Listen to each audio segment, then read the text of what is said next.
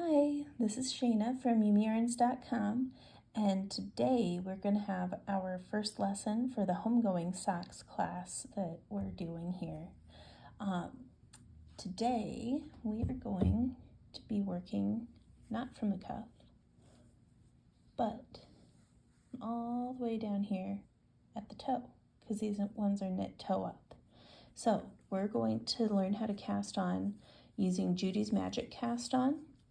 And what that does is basically creates an invisible cast on right through here. That's actually right where it was cast on. See how these come together? Those are your increases. And then right here is the cast on line. But you can't see it because of the way that Judy's Magic Cast On works. And that's why it's magic.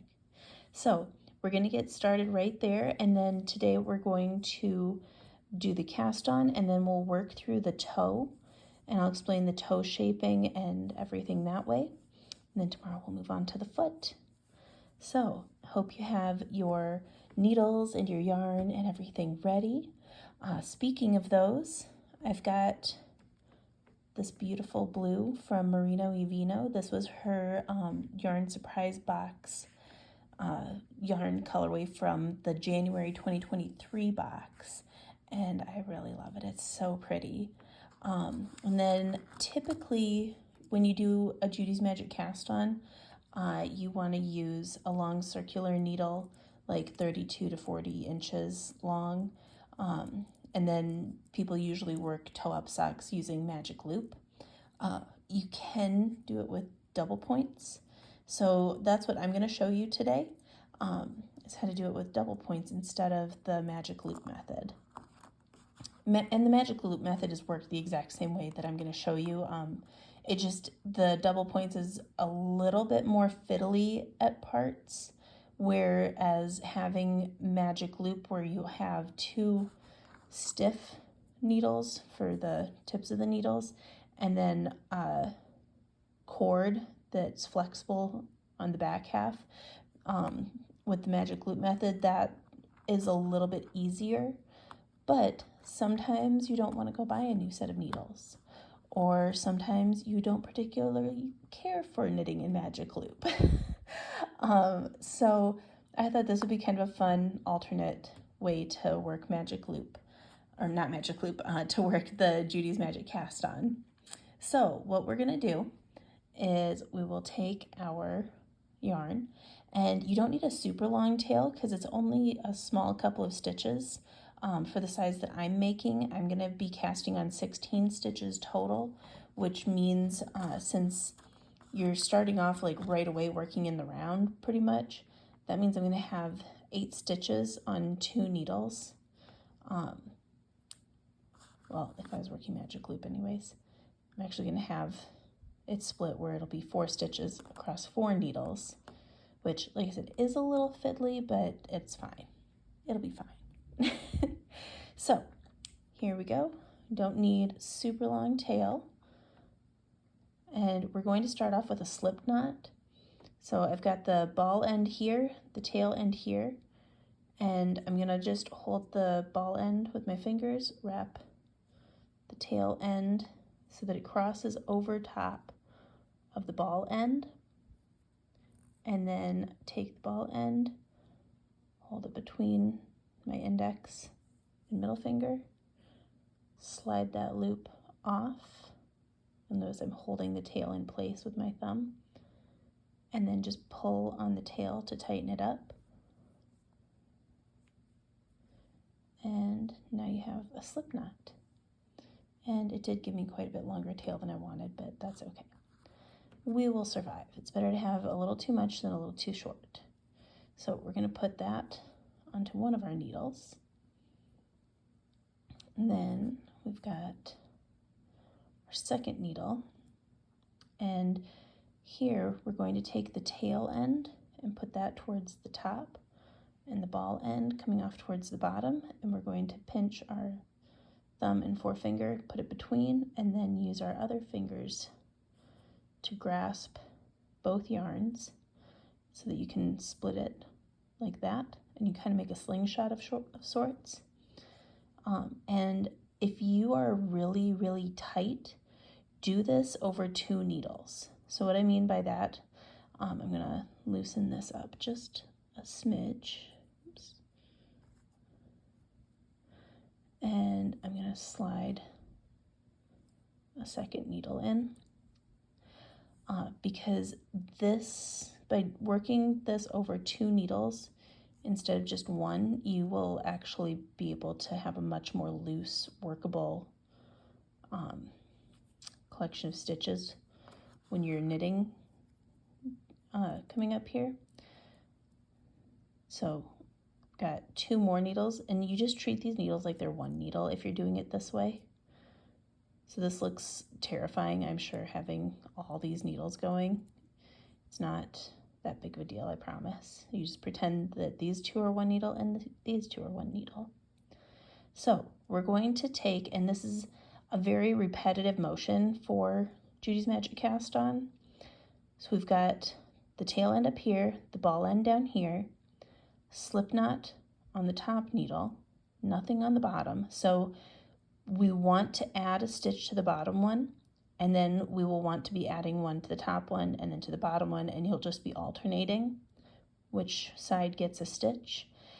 And when you're adding the stitch on, it comes from the opposite thread. So like these needles are going to take yarn from this side to make their stitch. And these needles are going to take yarn from this side to make the stitch. And to do that, like I said, we've got 1 here, so we want to make 1 on the bottom needles. So we're going to take and bring the needles up and down and wrap the yarn around so it comes through the middle. You're always going to end by bringing the yarn through the middle between the needles. And so now that we're even, we want to add 1 to the top. And we're going to do the same thing, but with the bottom yarn. So needles go over the yarn goes over the needles, and the yarn goes between the needles and down. And we'll do the same thing with this side again. Needles go over the yarn goes over the needles, yarn goes between the needles and down. So I need 16 total stitches is what the pattern says for this size. So that means I'm going to put 8 stitches on each of these needles. So I'm at 2 stitches a piece. So let's speed it up a little bit and get them all set. Oops. And if that happens, you can just put it right back on your finger. So 5, 6, 7, 8, 9, 10, 11, 12, 13, 14, 15, 16. All right, so we have all of our stitches. We're all set to go, and I'm going to let go, still kind of holding it, but I'm going to slide some of these needles out. So I need to take 1 extra one from the top group and 1 extra one from the bottom group. There, and now they're nice and loose and workable. I tend to get really tight with this cast on, so I use this trick a lot. So now we've got, again, our tail at the top, yarn coming from the bottom. You want to make sure that that tail doesn't come loose as you're working, because see, it doesn't want to stay very well. So we're going to twist just a little bit. We're going to twist the working yarn around the tail yarn, and we're going to take a look and see if you split the needles apart, see how it's kind of a nice smooth transition between these stitches and these stitches. And then if we flip it over and look at this side, look at those little bumps. Those are the purl bumps. So we know that that is the wrong side because this has smooth stockinette toe. So you want the smooth V's on the outside and you want the bumpy purls on the inside of your fabric. So this is the back side of the sock, like the inside. And this is the outside with their nice smooth stitches. So if you look, the way these stitches are oriented, you've got on this top needle here, they're sitting correctly, where the leg that's kind of leaning to the right has the leg that's leaning to the right is in front, the leg that's leaning to the left is in back. That is how you want your stitches. That's the right way. However, if you look at these stitches, they are upside down, sort of. So even if we were to look at them this way, if you look, the leg that's going to the left is in front and the leg that's going to the right is in back. So those are going the wrong direction. If we knit into those stitches will be twisted, so it'll make a tighter fabric and it won't be as smooth. It'll be kind of almost wavy in appearance. So what we're going to do, I said we're going to make sure that we've twisted our working yarn around our tail yarn so that it doesn't escape. And we're just going to let the tail yarn hang out. And I'm just going to leave these stitches here for the moment. And we're going to work with these stitches. This first little bit is a little fiddly, like I said, with the dpns, but we'll get through it. And remember, the stitches up here, these were the ones facing the correct direction. So we are going to just go through and knit 8 stitches. Oops, without splitting our yarns. Thank you. Not 8 stitches. We're going to knit 4 stitches. I'm sorry, because we're splitting onto dpns. If you were doing magic loop, then you would do 8 stitches.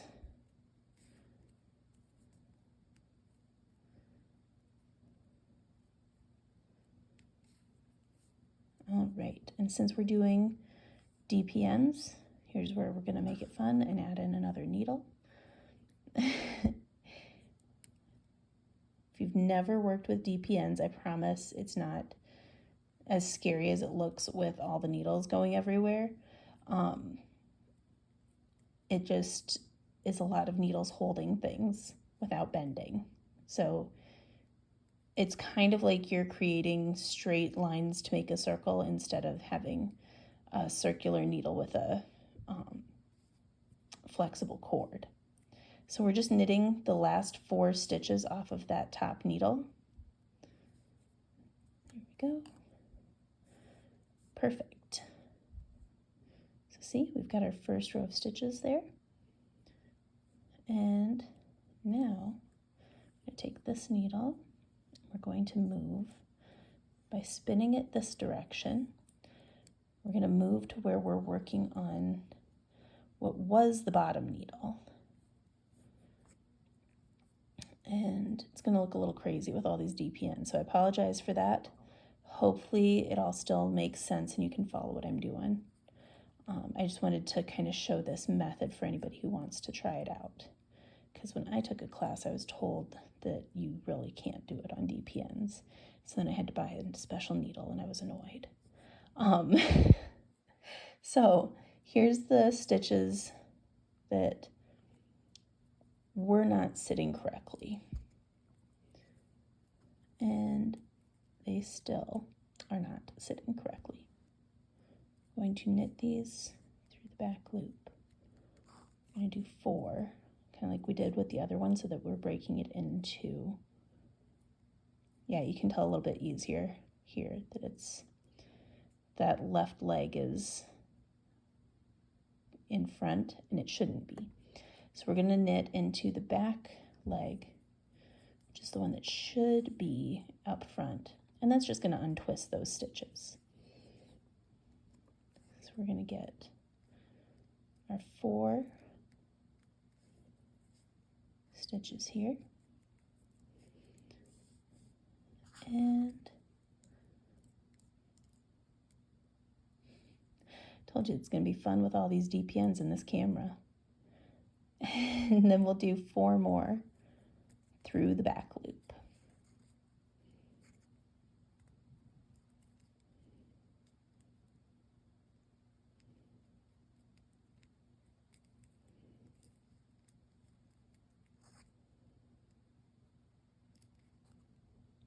Sorry about that, guys. And that's where having that little bit of extra yarn from putting the 2 needles in at once is really helpful. Because if you have your stitches too tight at this point, it's a pain, especially when you're trying to do it with DPNs. Because as you can tell, they are a little unwieldy at this point. But I'll straighten them out here so you can see.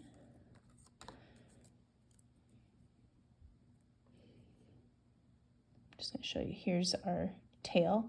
Normally I knit my tails in so I don't have to bother with them at the end. With toe-up socks though, I leave them out because that is how I tell my beginning of round. Because when I have just this much fabric on the needles, I don't want to have an extra stitch marker on there clanging around.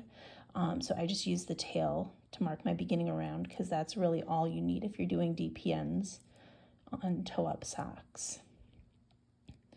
So there we go.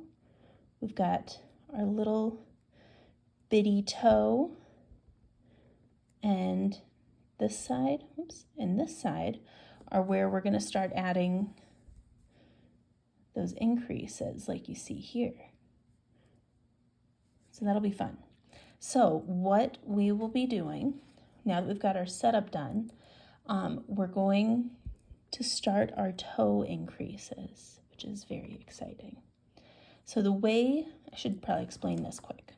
The way toe shaping works for this toe, which this is a wedge toe, basically to make this kind of cup shape, you do increases really fast for the first chunk, and then you space them out a little bit more for the second chunk, and it gives you this nice rounded shape. If you didn't do geometry or didn't do well in geometry, that might not seem to make a whole lot of sense why that would work. To be honest, it made sense to me when I learned how to do it that way, but I was not great in geometry. So everybody can do this, whether or not you're good at math. But essentially, we're going to take and do an increase round, which is the next round we're going to do. We'll do an increase round once every round. So we'll just keep doing the increase round until we have, in my case, I'll have 32 stitches. So I'm going to double my stitch count because I have 16 stitches on my needle right now. So I'll bump it up to 32. So instead of just having 4 stitches on each needle, I'll have 8 stitches on each needle. And then once I get to 32 stitches total, then I'm going to do where I knit a full round without doing any increases, and then I'll do an increase round. It's the same increase round we did up here, but it's just a 2-row repeat instead of just doing it every single row closer to the toe. So we'll end up going from 32 stitches up to 64. So we'll double it again. And that'll give us this nice cup shape. So again, I'm going to go increase round every round until I have 8 stitches on each of my 4 needles. And then I'll do just a plain round of knitting and then an increase round until I have 64 stitches. And that's just for this size. Your stitch count will change depending on which size sock you're doing and how many stitches you have on your needles. But let's do our increase round, and then I will let you guys go and have fun with your knitting, and then we will meet back here tomorrow for the next lesson. We're all set to do our increase round. So we're going to knit 1, Then we're going to make one, and we're going to pick up the bar between the stitches, so between the stitch that's on my needle on the right and on the left, so this little guy right here. My instructions say to pick it up with your left needle from back to front, but I'm using my right needle to place it on because I've got this whole DPN situation going on. And then I usually slide the right needle through like that to loosen it up, and then I hold it with my ring finger. Slide the right needle through and knit into the front leg there. And, oops, sorry about all the bouncing. There's our make one right. And now we're going to knit. Your instructions say to knit to one stitch before the marker, because I had you put markers in on either side of the toe. But since I've got the DPNs going and I'm using those kind of as my markers, I know I will knit across the rest of the stitches on this one, and I will knit to the last stitch on the next needle.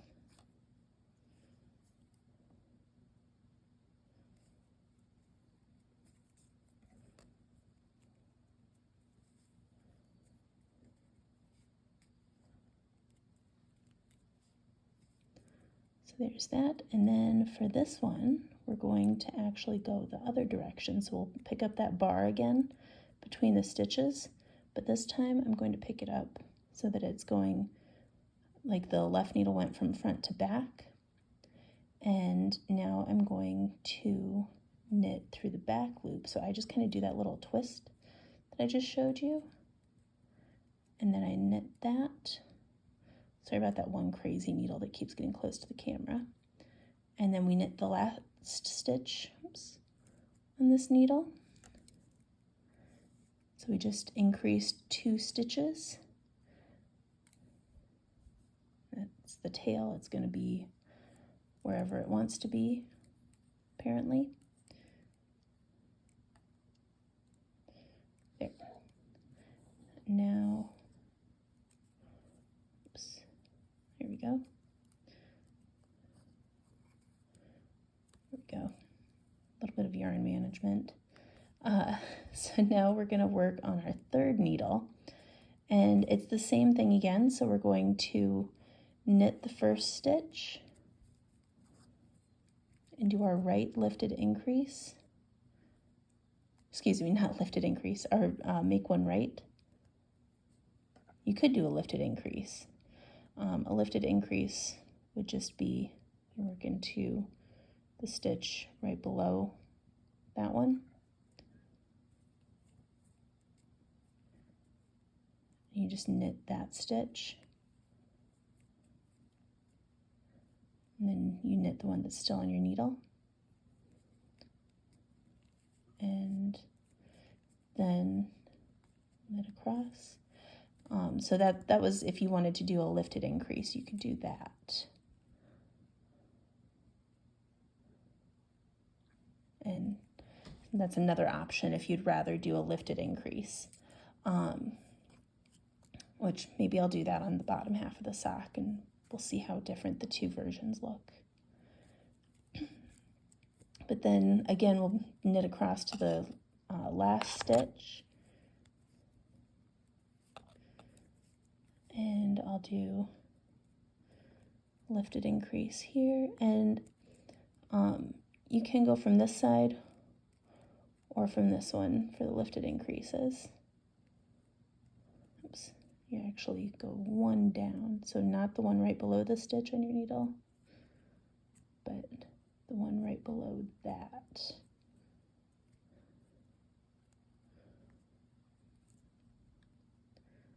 If my needles would cooperate. Here we go. Oops. Then you just knit into that one. Then you knit the last stitch, and that is our first increase round. So we've got 10 stitches our nice smooth fabric on the toe. Pearl bump so you can see a little bit better on the inside. And like I said before, we're just going to leave this tail here so that we can tell where our beginning of round is. And we're just going to work on our toes the rest of today, and tomorrow we will jump on into the foot. So I hope this was helpful, and I hope to see you back tomorrow. If you haven't gotten your pattern yet, this is what the Homegoing Socks pattern looks like. I've got the link in the description below so you can pick up a copy, and if you're a newsletter subscriber, or if you'd like to become a newsletter subscriber, you can get the pattern for 50% off for this week, so through June 2nd while I'm running the class. You can get it for 50% off by joining the newsletter list. And I've got all the links for everything down below. Again, thank you to Merino y Vino for providing the beautiful yarn for our class and for the sample socks. And if you're interested, her yarn surprise box is really amazing. I've actually had multiple people contact me to let me know that they thought it was like the best subscription box that they've gotten for their value, because Lily just loads it up with all sorts of good things, and her yarns are always beautiful. And as somebody who has seen all of the yarns for this year, I can tell you that it is definitely worth picking up. But I hope you guys have a great day. Happy knitting, and I will see you in class tomorrow. Bye.